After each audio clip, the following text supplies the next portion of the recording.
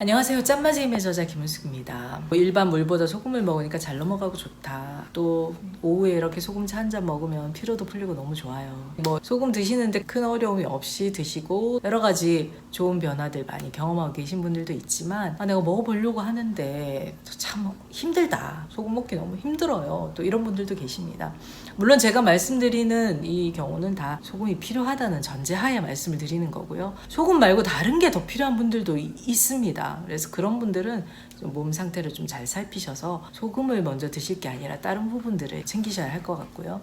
진짜 소금이 필요한데 몸이 안 받아줘서 잘 못 드시는 분들의 유형 몇 가지 말씀드리겠습니다. 첫 번째는 심장이 조금 약한 분들인데요. 소금은 수기, 심장은 화기. 그래서 이 두 가지는 서로 견제를 이루면서 밸런스를 맞추고 있습니다. 물과 불이죠. 그런데 이 화력이 약해가지고 불이 막 꺼지려고 하는 분들, 이런 분들 같은 경우는 소금 드시면 어떤 변화가 있냐, 물과 소금량이 늘어나면 심장이 이제 꺼지지 않으려고 격하게 발딱발딱 거립니다. 그래서 심장이 뛴다든지 숨이 차거나 답답하기도 하고요. 소금물 형태로 이렇게 드시면 아까 말씀드린 그런 여러 가지 좀 불안한 느낌들, 그리고 두통도 올 수 있고 갑자기 열감이 위로 오고 몸도 붓고 그런 변화들이 있어서 되게 힘드실 수 있습니다. 안 그래도 이렇게 심장이 약하신 분들이 평소에 얼굴이나 손 이런 부분들이 잘 붓기 때문에 또 걱정이 많으신데, 그런 분들 같은 경우는 염증도 있고 해서 소금이 필요는 하지만 더 긴 관점으로 보면 심장이 결국 편해지려면 맑고 깨끗한 혈액이 잘 공급이 되고 충분한 혈액이 공급이 돼야지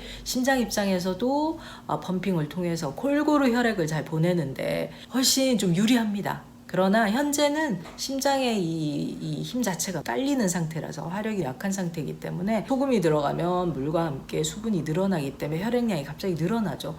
그럼 심장이 부담이 됩니다. 어떤 분들이 주로 그러냐 하면 주로 안면 홍조도 많고 얼굴이 잘 붉어지고, 그리고 손도 잘 저리고 이 발꿈치도 아프고 날개죽지도 아프고 숨 차는 증상 같은 것도 자주 있으시고 화병도 좀 있으시고, 이런 분들은 화기, 심장이 좀 약하다는 신호를 온몸으로 보내주고 있는 분들인데, 물론 제가 여기서 말씀드리는 심장이 약하다, 위장이 약하다 했을 때 의학적인 진단하고는 관계가 없습니다. 의학에서 말하는 그 진단과 반드시 일치하는 것이 아니라 심장에서 만들어질 수 있는 힘, 화기라고 하는 에너지, 그 힘을 말씀을 드리는 거거든요. 그 힘이 딸렸을 때를 좀 말씀드립니다. 그럼 이런 분들은 어떻게 소금을 드셔야 하냐면, 일단 소금을 소금물 형태로 한꺼번에 많이 드시는 것은 이제 주의하셔야 하고요. 양을 많이 먹는 아메리카노가 있고 이렇게 농축을 해서 에스프레소가 있듯이, 이런 분들은 소금을 드실 때 소금차로 조금 진하게 해서 이렇게 짭조름한 형태로 작은 컵에다가 타셔가지고 소량을 진한 상태로 좀 드시는 게 도움이 됩니다. 특히 아침에는 말고요. 오후로 넘어가서 그때 드시면 좋고, 그리고 심장을 좀 편안하게 하는 여러 가지 쓴맛 나는 것들, 오전에는 누룽지 숭늉 같은 거 드신다든지 숙차나 보이차, 녹차 좋아하시는 그 차류들이 있으면 좀 쌉쌀한 맛, 쓴맛 나는 거, 이런 것들 평소에 좀 챙기시면서 진하게 소량의 그 소금차 형태로 드시는 것이 좀 도움이 되시고요. 그리고 소금 드실 때 그 수분이 갑자기 이렇게 과하게 늘지 않도록 양을 좀 잘 조절하면서 드시는 게 필요합니다. 어깨 잘 돌리시고 가슴 펴시고 상체 운동 많이 해서 심장을 좀 편안하게 해주시면서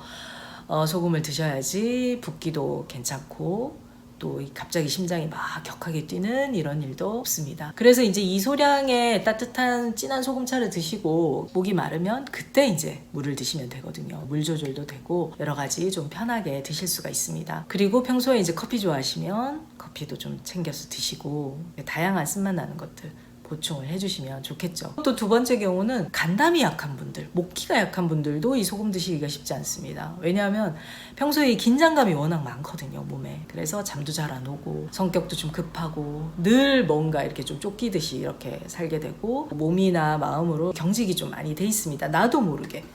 그래서 이런 분들 같은 경우는 근육이나 혈관 이런 부분들이 수축이 돼 있어서 이게 쉽게 열리지가 않습니다. 근데 이제 물과 소금이 갑자기 많이 들어간다? 그러면 이 길은 도로는 좁아져 있는데 갑자기 차량이 많아지는 것과 똑같은 거죠. 이것을 밀어내기 위해서 한계가 있는 거죠. 심장은 좀 더 격하게 뛰어야 되고, 또 이것을 밀어내는데 한계가 있다 보니 다 흡수하지 못하고 붓는다든지, 특히 이제 손발 발까지 이렇게 붓는 분들이 이 목기가 약한 분들이 좀 그렇습니다. 그리고 소금을 먹었는데 잠이 안 와요.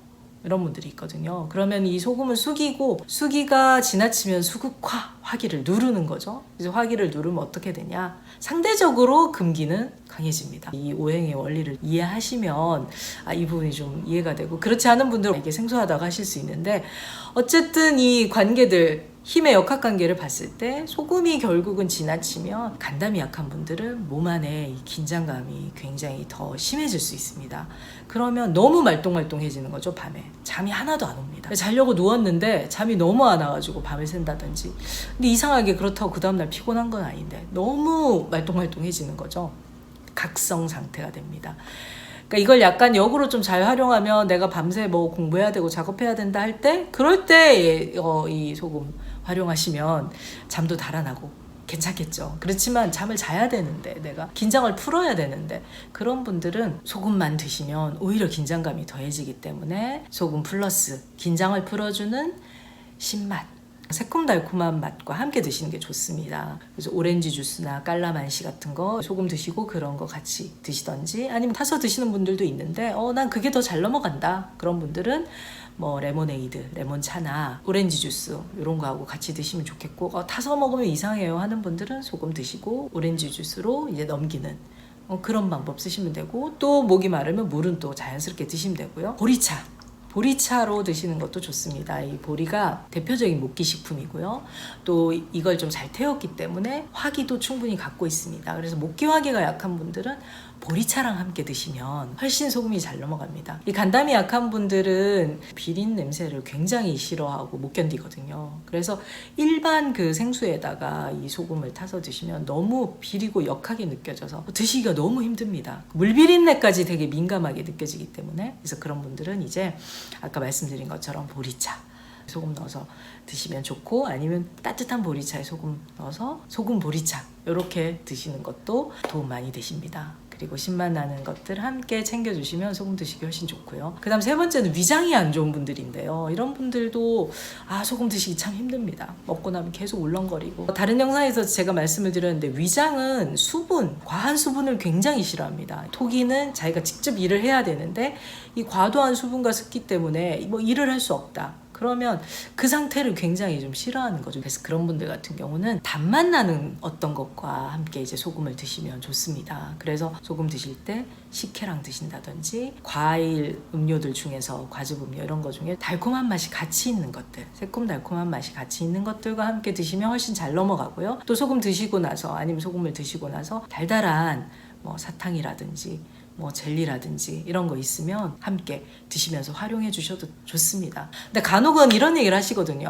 소금 겨우 먹었는데 짠맛 들어갔는데 단 거 들어가서 결국은 이거 그냥 제로 되는 거 아니냐, 먹은 효과 없어지는 거 아니냐라고 얘기하시는데, 소금은 소금대로, 짠맛은 짠맛대로 영향이 되고요. 단맛은 단맛대로 또 필요한 곳에 영향이 갑니다. 중요한 것은 균형이라 그랬죠. 밸런스. 그런데 여기서 단맛이 너무 지나친다, 그러면 혈액이 끈적해질 것이고, 단맛이 적당히 있지만 짠맛과 수분의 비중이 훨씬 커진다, 그러면 혈액이 맑은 상태로 잘 흐를 수가 있으니까 걱정하지 마시고 잘 활용해서 드시면 좋겠습니다. 그리고 마지막으로 몸이 많이 찬 분들, 이런 분들은 대체로 속은 찬데 겉으로 열이 떠 있는 분들이 많습니다. 그래서 많이 굳어 있는 거죠. 아까 그 간담과 뭐 심장 말씀드렸지만 일맥상통한 부분도 있는데요. 꽁꽁 얼어 있는 땅이, 이게 아무리 건조하다고 해도 여기에 물부터 갖다 붓는다? 그러면 콘크리트나 아스팔트에 물을 그냥 붓는 격이거든요. 그럼 여기가 딱딱해진 상태에서는 물이 스며들지가 않겠죠. 그래서 몸이 냉한 분들은 혈관도 많이 수축돼 있고 부드러움을 많이 잃고 이게 꽁꽁 얼어 있는 상태이기 때문에 물하고 소금 그냥 막무가내로 먼저 들어간다 그러면 생각보다 흡수가 잘 안 됩니다.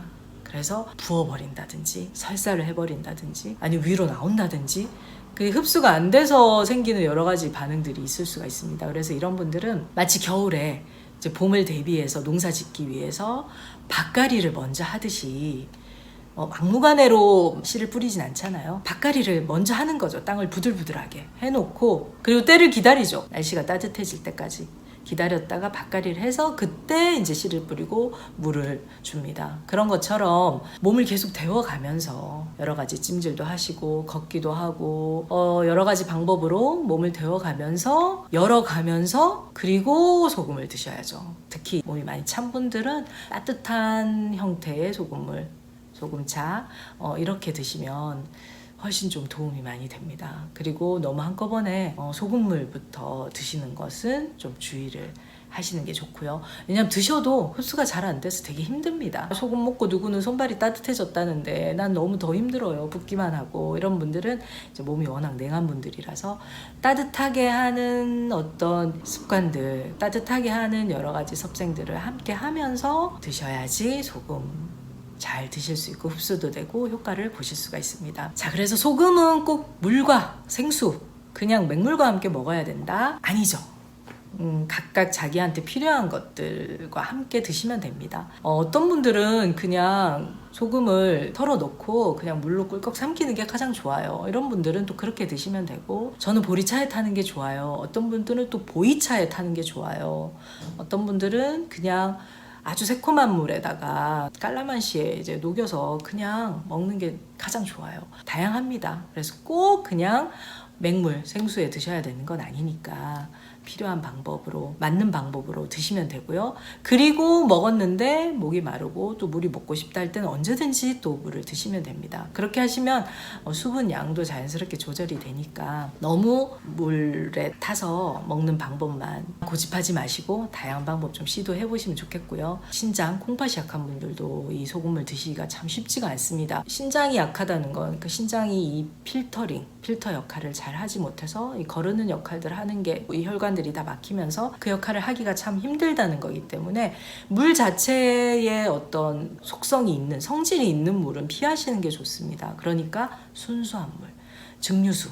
그 증류수의 순도가 굉장히 높은 일반 용융염, 일반 주겸이 아니라 그 중에서도 질이 좀 더 우수한 용융염이라면 용융 시간이나 용융 횟수가 많은 것 선택을 하시고, 신장이 약한 분들일수록 흡수가 잘 될 수 있는 고품질의 소금을 드시는 것이 좋습니다. 물도 불순물 찌꺼기가 하나도 없는 증류수로 드시는 것이 도움이 되고요. 드실 때 양 조절 천천히 조금씩 잘 하셔서 드시면 소변도 훨씬 좀 편안해지고 다른 부분들도 좀 편안해지실 수 있습니다. 근데 병원에서 진단받고 많이 안 좋으신 분들은 병원에 상담을 하시고 거기에 맞춰서 하시면 되고요. 아직 그런 단계는 아니지만 그래도 신장이 좀 안 좋은 여러 가지 느낌들이 있고 그런 분들은 제가 말씀드린 대로 물과 소금 잘 선택을 하셔야 됩니다. 좋은 소금과 깨끗한 물로 잘 선택을 하셔서 드시면 흡수하시기가 훨씬 좀 편안합니다. 그렇지 않으면 그 미세한 여러 가지 것들까지 다 걸러야 되기 때문에, 소금도 그냥 일반 소금 드시면 거기에 있는 여러 중금속, 미세 플라스틱 이런 것들을 거르느라 또 신장이 너무 힘들어지기 때문에 콩팥이 약한 분들일수록 고품질의 소금을 구입하셔서 드실 것을 좀 권해드립니다. 네, 오늘은 소금 드시기 힘든 분들, 소금 드실 때 좀 주의하셔야 되는 분들, 소금을 드시는 또 방법, 유형별로 좀 말씀을 드렸습니다. 오늘 내용 유익하셨다면 구독, 좋아요, 알림 설정 꼭 부탁드립니다. 그럼 다음 시간에 찾아뵙도록 하겠습니다. 고맙습니다.